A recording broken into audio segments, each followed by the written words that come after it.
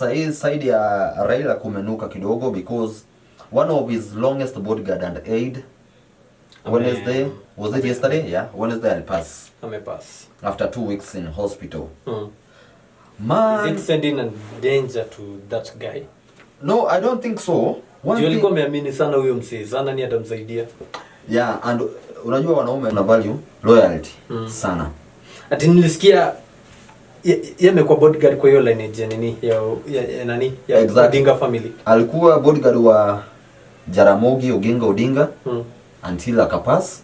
Hiyo ni kuanzia ma 80s mpaka 90s. Wakati alipass Rao kamchukua. Rao na yeye ashaingia into politics. Akamchukua. Akasema si umesaidia babangu. Umetunza babangu sana. Kuja unitunze pia mimi. So so one thing that niliona ilikuwa ni fiti sana ni okay, msee amestand na this family for long, and that's why nasema next week tunaweza kuwa na a very big political bari, unaona? Yeah. Si huyu msee wake amekuwa kwa family, remember baba akona watu wake, si ndio? So ni politics tu itakuwa in that matanga. Kwa hiyo matanga sasa. Because next week tutakuwa na matanga. Obvious. Mtu prominent akipass. But si prominent ni proximity. Proximity to prominence. Exactly. Akipass sasa nini ita happen next? What do you expect? But one thing mnajua sasa wanaenda huko siasa, lakini Rigiji hazifika huko. One thing yenye mimi imeni pain ni unajua kama kuna mtu anajua baba vizuri ni wewe boys. Sana. Kama kuna mtu anajua baba amekufa na siri mingi. So kuna msee alikuwa na propose, niliona kwa mitandao ati huyu msee angeandika book. Unaona? About baba. Kama huyu Kanchori pekee mwenye alikuwa chief agent wa baba pale Bomas. Aliandika kitabu wakati wameshindwa the election. Sembuse huyu boys amekuwa in this family since the 80s.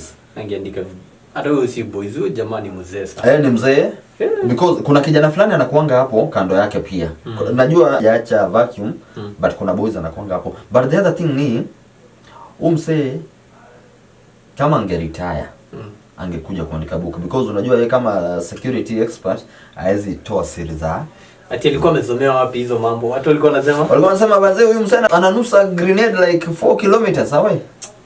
Anaweza detect hiyo kitu ni ukweli ama ni uongo? No, usiamini vitu za social media. But that is it. Anaitwa George Oduor aka Ratego. Na nani Rao alikuwa amemwamini sana. Ulikuwa unaona ile time ya maandamano ya kwanza ya Rao, achana Gen Z. Ile maandamano ya Rao ulikuwa na walkie-talkie ya nini? Like walikuwa wanasikia sasa chenye polisi wanaongea.